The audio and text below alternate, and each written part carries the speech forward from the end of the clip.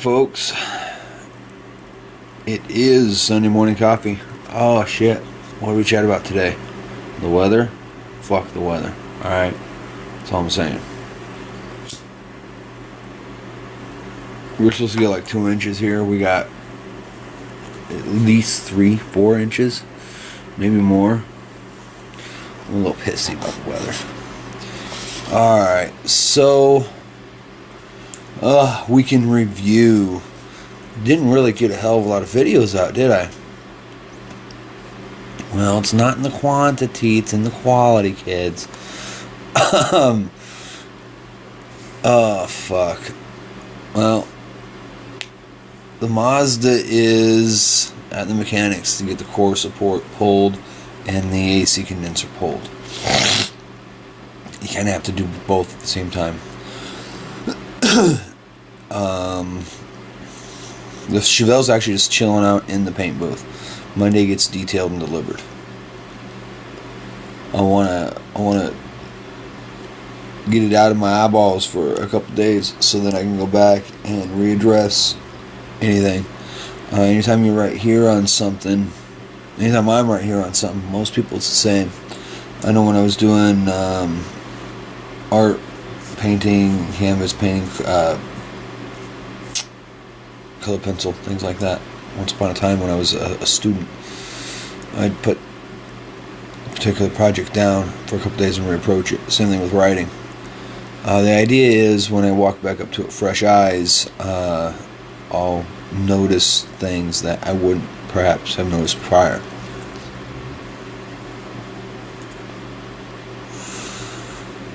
Oh goodness. We got the rest of the wall sheeted up on the outside of the booth area. Makes me happy.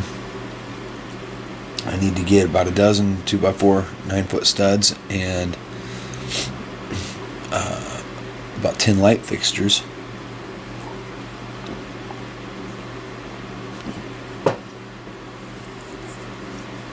I gotta get it studded in because it's just kind of a we're fastening at the top and the bottom and 3-4 studs throughout both ends and 2 in the middle, and just kind of scab pieces holding everything together. Not the best. Not the best. So anyhow, I want to frame up alcove to put a bunch of lights. That being a booth, I want to put an outlet up high. I gotta pull the Romex and metal clad MC wire out of my garage. When I do that, I can wire up that wall and probably just get it all wired up where Fowler can go through and test all of his wiring and get a licensed electrician to just wire it in. I know a couple of those. We'll see how it works out.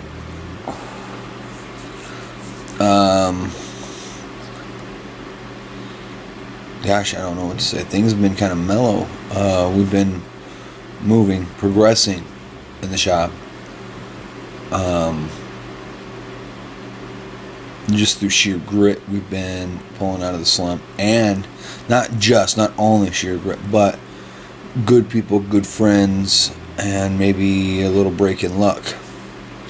I'm really upset about the Mazda. I showed you the opener because that little guy was supposed to be gone Thursday at the latest.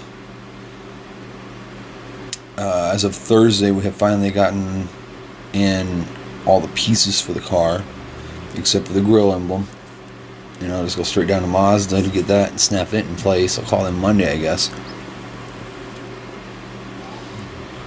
And with all the snow we got, our mechanic across the way that I sent stuff to, he'd been MIA. He'd been out pushing and the snow blowing and all that shit for like 2 days. And he ain't no spring chicken. He's just kind of he's a cool dude. I'll catch some video over there if he'll let me. He's lightened up quite a bit since we moved in. But as of Thursday, he hadn't had the AC condenser. Went over there Friday. Let him kind of see our problem with the core support itself, because it tucks everything in. So went over to him, and I don't know what the hell happened. I went to work yesterday. I'm going to work after I get Sunday morning coffee loaded up and get some stuff taken care of. We're finding ourselves behind again a little bit. I want to catch up some loose ends, get things moving forward, get people happy, and keep things organized and rolling. So yeah, as of yesterday, it hadn't been pulled into the shop yet. I'm a little upset, but what do you do? Like I said, we got hit with another at least 4 inches here, which makes a hell of a mess. So with luck, he'll get it in tomorrow.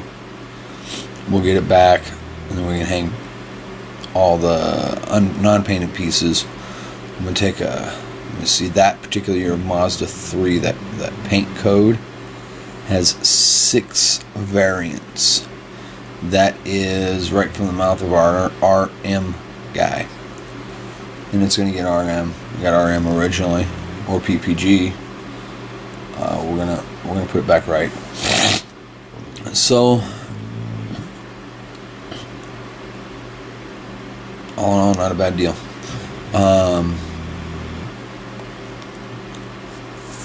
What else? I don't know. I haven't got a whole lot to complain about. I haven't got a whole lot to bitch about. I was explaining to Jeremy how I was going to come in and do this and that and the other this weekend. And he's like, whoa. I will not be here. I don't give a shit what you do. If you come in, it's on you. Last weekend we had to. We had to get in there and get the fresh coat back on the Chevelle.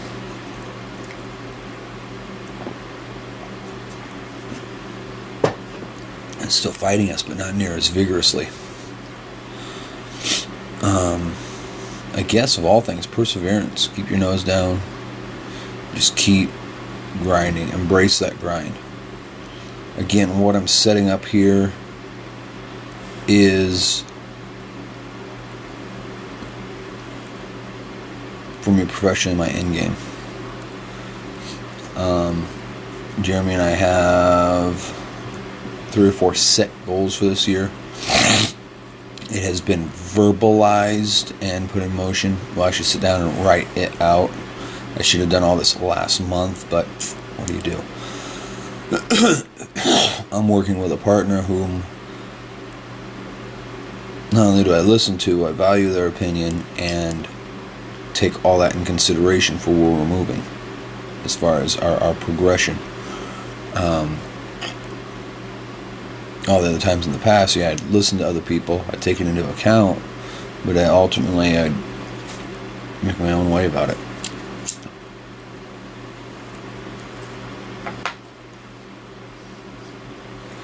Whereas I could still.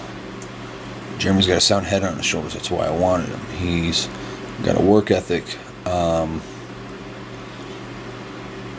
die-hard, gung-ho, work, but a solid work ethic.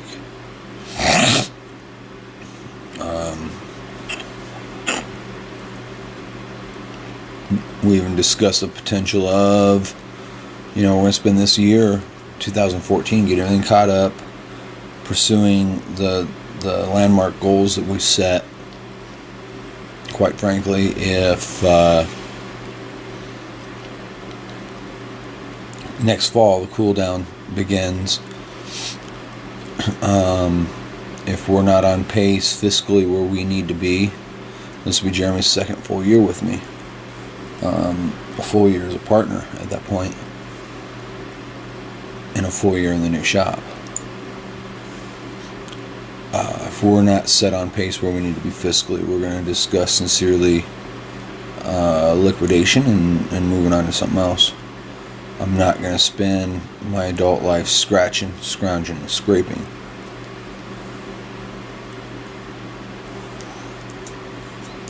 I've done that for most of it so far. I'm going to make a living, but I want to enjoy what I do for a living, but I still need to make a living. So that's kind of where we're at there. It's not some foreboding, bad news or anything like that. It's just a matter of fact. We've got to be very analytical. And that's another thing is, here we go. Here's the moral for the day. Don't make decisions on emotion. With a business partner, with a business idea, with emotionally about a partner, your better half, whatever. Guy meets girl, guy gets stupid, does dumb shit. Just don't. I mean, easier said than done. Trust me, I know. I've been there. The gal I'm with right now, it wasn't all emotional and googly eyed. It was very down to earth. Still is very down to earth. And I intend to pursue the rest of my existence in like manner. Pursuing anything on sheer emotion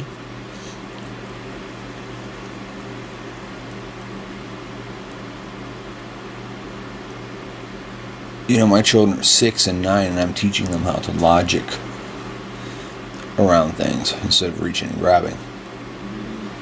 If you have no more self-control than an elementary school child, you're not going to get very far, especially if you're writing your own ticket. If you're trying to go in business for yourself, nothing can be ruled on emotion. I'm not saying don't help folks out, that's all important. Helping your fellow man, I think, is a very large part. A certain simple philanthropy is a large part of business in America that most have forgotten.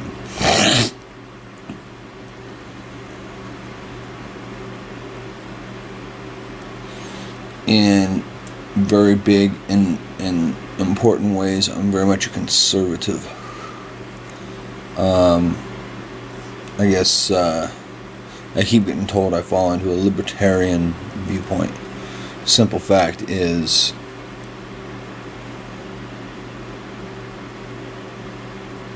governmental sponsorship and control ends at my front door. What goes on behind my doors is my business, as long as I'm not doing something destructive. My individual rights end exactly where your individual rights begin. If you lean too far right or too far left, it really doesn't matter. Not anymore. They use different words for the same subjugation. Heinlein once stated, you can clump man into two very neat and tidy categories: those that want to control other people and those that have no desire. I have no desire to control other people nor to be controlled.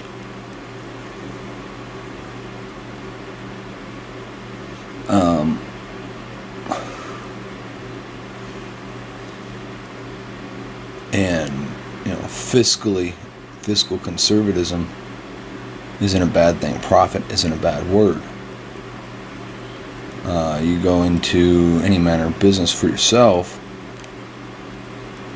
fuck it, man. I mean, profit's got to be made. That's how business grows.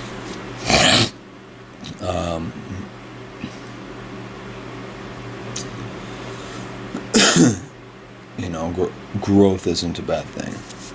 Explosive growth that's out of control, that can spell disaster. I had a framing company once, construction framing houses. I had a partner in that. The guy was crooked as a dog's hind leg, couldn't manage money well, and ruled mostly with emotion. It takes a good 6 months to take a handful of green guys that can barely operate a hammer or a tape measure and make them into a profitable framing crew.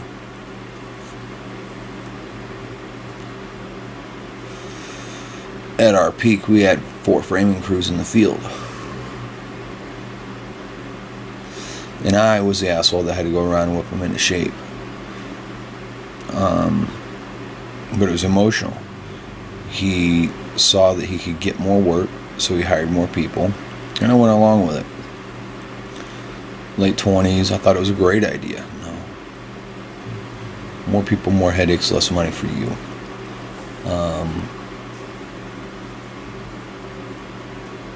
That's really what it boils down to. We got a very small operation.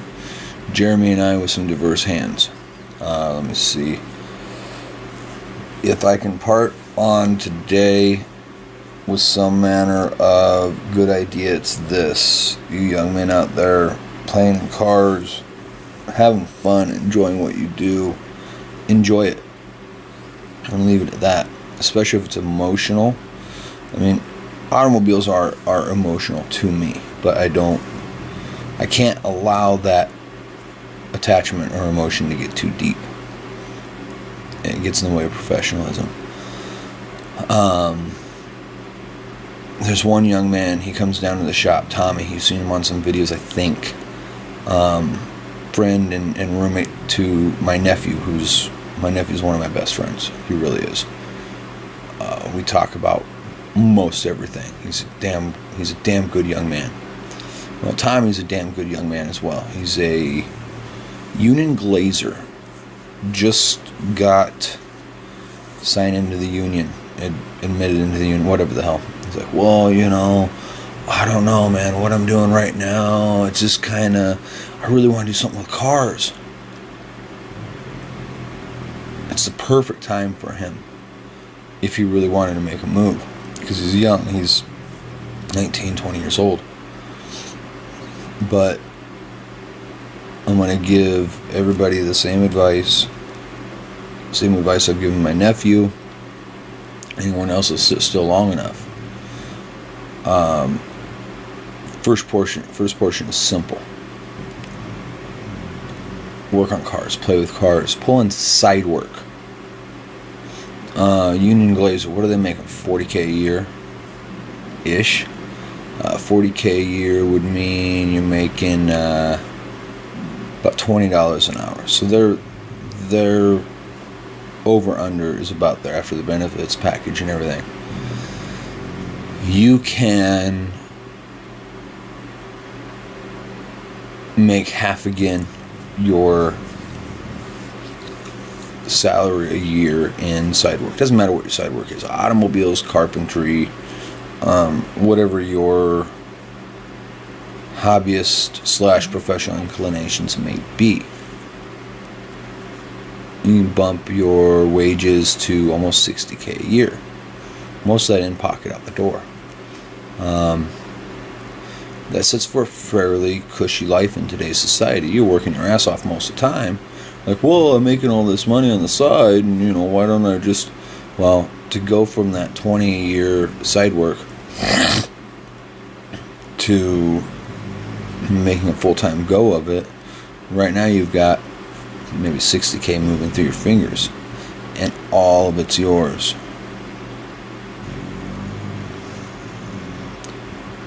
To go out professionally, you've got to make almost double that just to see a fucking dime. And that hustle, unless you're savvy, unless you're connected in whatever arena or industry that you wish to get into, it's not that easy to knock down 6 figures a year. You got a guy that can do the work, or you got a guy that can sell the work. Rarely do those two guys coincide in the same physical form. So chill out, bide your time. If it's really something you want to do as a profession, take night classes, extension courses, whatever, and earn some formal credentials. Whether you learn anything or not, earn the formal credentials. It'll open some doors that, it's things that are stubbing my nose right now. As we lean away from modern and late model vehicles, that stubbing my nose is becoming less and less, because what we do, you don't learn in a class unless you go out to like Wyotech, or there's a few that really get into the old cars. If you're a young man, go for it. I'm still on the technically on the young side of the spectrum. Fuck, I'm 36. I got 2 kids, a house, 3 cats, a dog, girlfriend. She's got kids. I'm not just gonna run off to Wyoming for 10 months to guerrilla through classes. And then if I had one other thing to push off to young men, there's really, in my opinion, there's 2 durable, sure investments. First one's old cars. Why old cars? Because every year there's fewer and fewer of them, and they're always raising in value. The second one is fucking real estate, man. Real estate, because they're not making any more. They're just cutting it up into smaller sections. I've advised my nephew, I said, you need to, and he didn't listen to me like any 19-year-old hard-headed man will, whatever. Just stay at home, stay with your mom, pay her rent, whatever you gotta do, just stay there. Go buy a house on contract, but don't move into it. Why disturb a perfectly good mortgage when you can buy one on contract? You can turn around and cash flow it. You cash flow it, you show that you're responsible to operate, managing, renting out a property. You show that you're competent managing and paying those bills. In 9 or 10 months, you take what you've made on the house, you roll it back into the house to make it pretty and perfect and wonderful and raise its value.